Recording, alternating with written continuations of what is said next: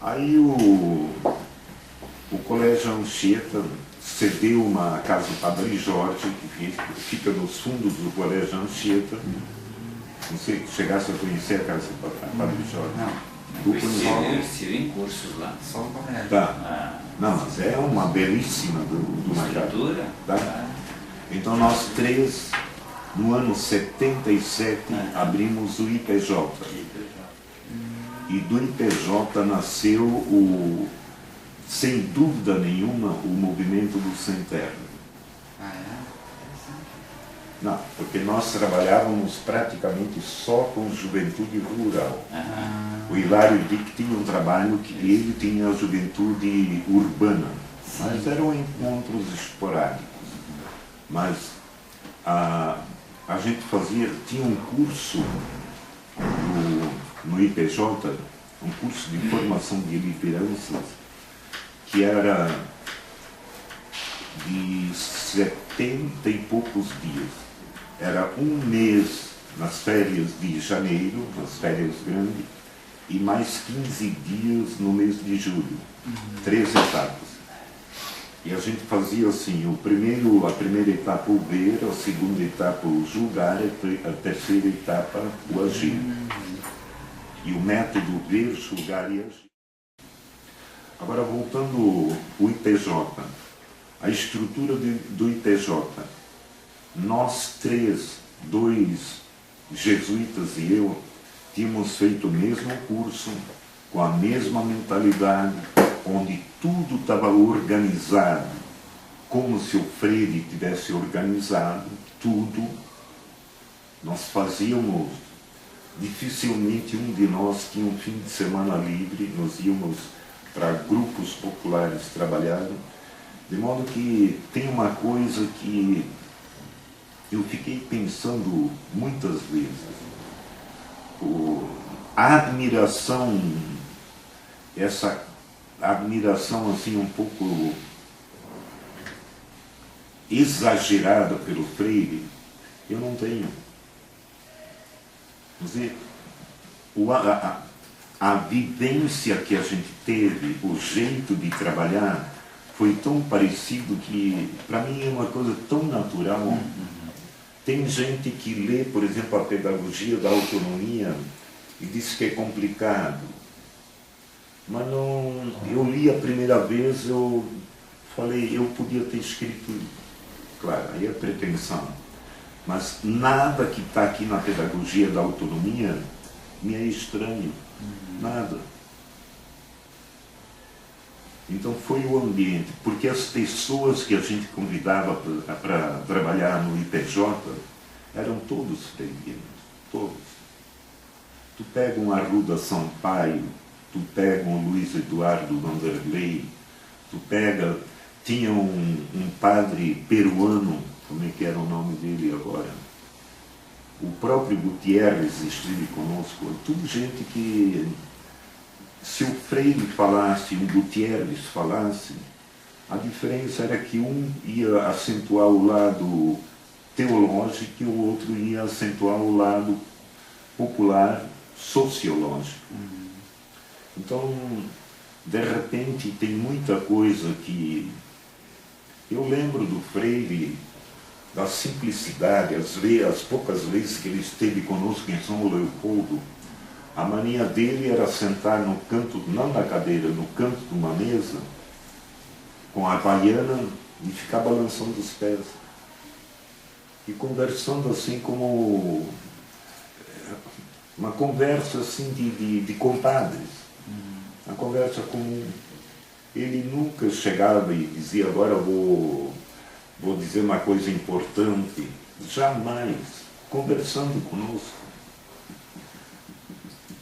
Eu lembro eu não sei em que livro está escrito, mas de coisas que me impressionaram e que eu não esqueci. Já falei para vocês que algumas coisas eu esqueci porque o momento que eu estava vivendo naquele tempo misturou as coisas. Agora, uma coisa que eu jamais esqueci foi quando... Em que livro está o relato descoberta dele da troca de saberes? Primeiro, né? Não. Mas está na pedagogia, não está? Aquela passagem. Em que ele diz que ele chegou num grupo de alfabetizando os populares e chegou lá e perguntou para todos: pô, vocês me convidaram para falar. Ah, não, isso aí é no Chile. No Chile? É no Chile, porque ele tinha passado por uma, não é isso? Passado por uma experiência ruim no Brasil, ele foi dar uma palestra para alguém. Pescadores, né? Foi isso? Ali no Nordeste, né? Isso. E aí os caras disseram, cara, o senhor falou bonito, mas a vida é outra. Aí no Chile, ele senta e diz, vamos conversar, é isso, né?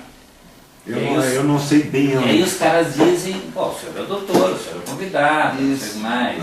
Ele está no Chile. E ele remete o aprendizado da base no Brasil para tá. Não, só para dizer do que me impressionou. Isso ele contou para nós um dia lá. Não lembro onde eu li. Não, mas eu não li. Isso eu lembro que um dia ele falando. Bom, já que vocês me convidam e não sabem sobre o que eu vou falar, porque eu sou doutor, então vamos fazer um desafio. Aí ele faz uma pergunta, tá, um para mim, agora vocês.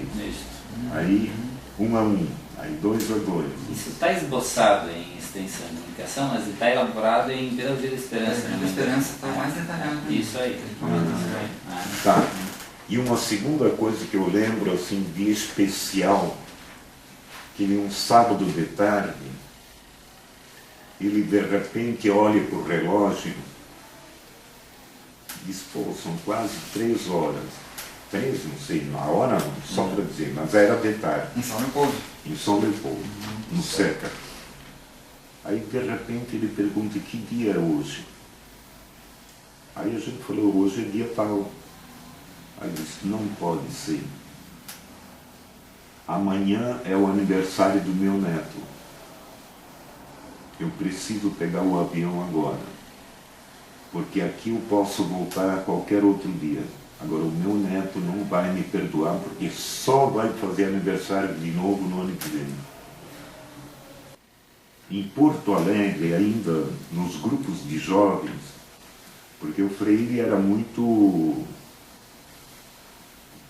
A gente sabe, claro, ele não estava aqui no Brasil nos anos 70, mas quando a gente ia cercar uma área ocupada em Porto Alegre, reunia lá 150, 200 jovens do movimento de juventude, e todo mundo de braço, assim, fazendo aquela corrente, cercando a área, e a polícia vindo com cachorro e com fuzil com baioneta calado.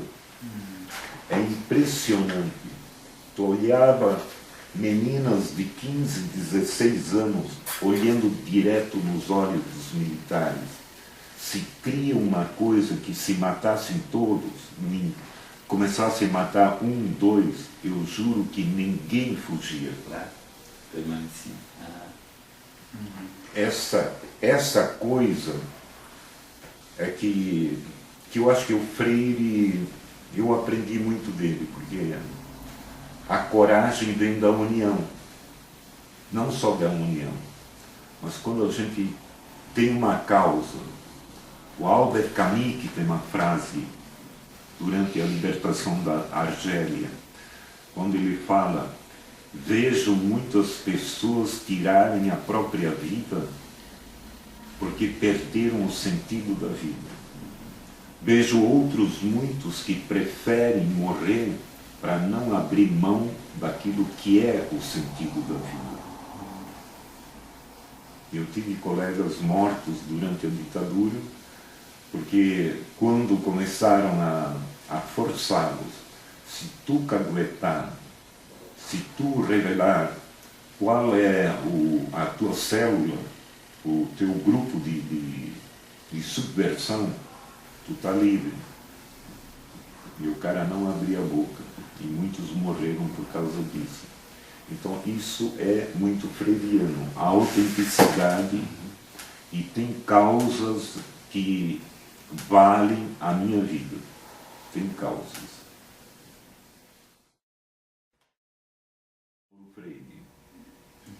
Paulo Freire sempre foi muito prudente, né? Ele nunca se expôs muito, ele foi grande, sábio, no meu entender, porque ele se preservou. Caso contrário, ele teria sido morto, né?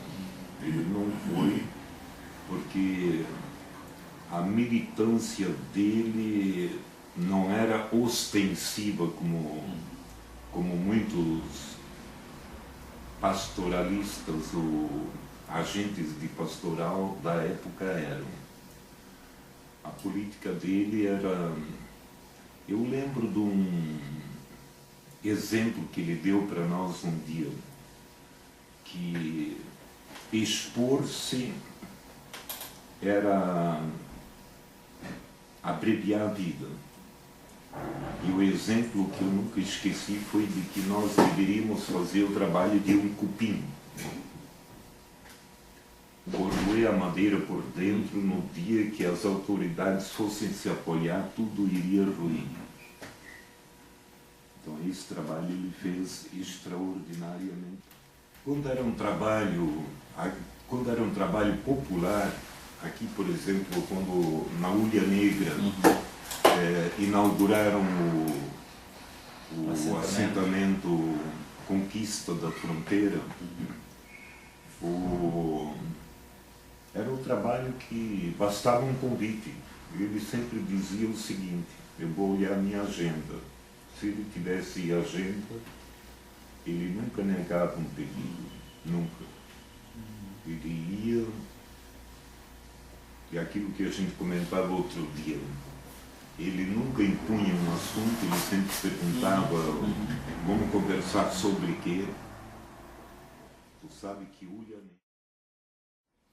isso o Freire comentava muito, vocês não podem ficar simplesmente produzindo e entregando produto, agreguem valor.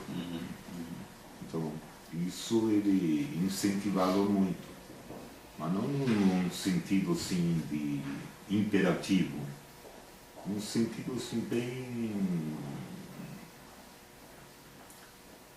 Ele era uma pessoa extremamente, hoje em dia a gente diria, às vezes eu achava ele humilde, mas era a simplicidade que ele está em todos os livros dele. Quer dizer, para as pessoas não se sentirem ameaçadas de se aproximar dele. Ele nunca, as vezes que me encontrei com ele nunca fazia referência aos livros dele, que eu escrevi isso, escrevi aquilo. Ele simplesmente falava da situação, do respeito ao pobre, de como tu ajuda o humilde a levantar a cabeça, falar com o patrão. Agora, tudo isso está nos livros dele, né? Mas ele não mencionava, já escrevi sobre isso, já falei sobre isso. Agora, a percepção aqui em Pelotas.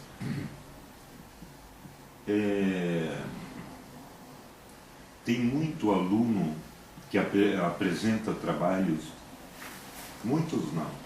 Alguns alunos me mostram o trabalho que vão apresentar no Fórum Paulo Freire. Mas tem muita coisa forçada, né? E aí, às vezes, me dá um pouco de pena, mas de repente o Freire serve para tudo, inclusive para a educação infantil. Ele nunca falou, não, mas nem mencionou, não era a área dele. E, no entanto, tem gente fazendo trabalho sobre a questão da educação infantil usando o Freire. A educação de jovens e adultos, que foi uma coisa que é uma cria do Freire. Hoje em dia é uma vergonha. Eu tenho alunas que trabalham no EJA e elas vêm me contar que as próprias direções das escolas, depois que virou coisa pública, chegam para elas e dizem o seguinte: olha, não estressa o pessoal. Esse pessoal vem cansado de um dia de trabalho, esse pessoal vem já são velhos, 45, 50 anos. Então vocês façam qualquer coisa aí. Aí outro dia uma aluna me trouxe a cartilha que ela usa. É a mesma cartilha de um aluno de 7ª série, 6ª, 7ª série.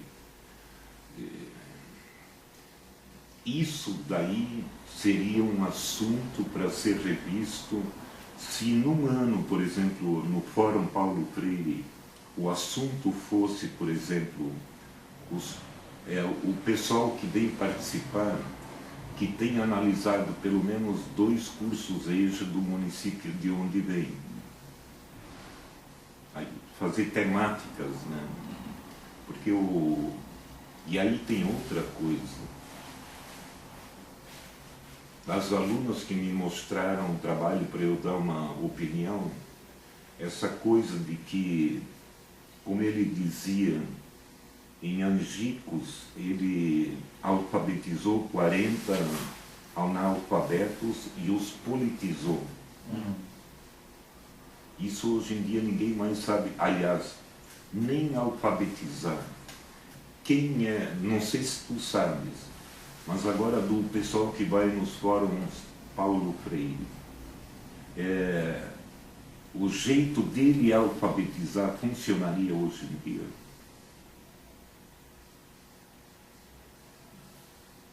As palavras geradoras. Hoje em dia o pessoal fala das palavras geradoras e imaginam que uma palavra geradora é família, filho, salário. Frequentemente não é. Tu tem que conviver com aquele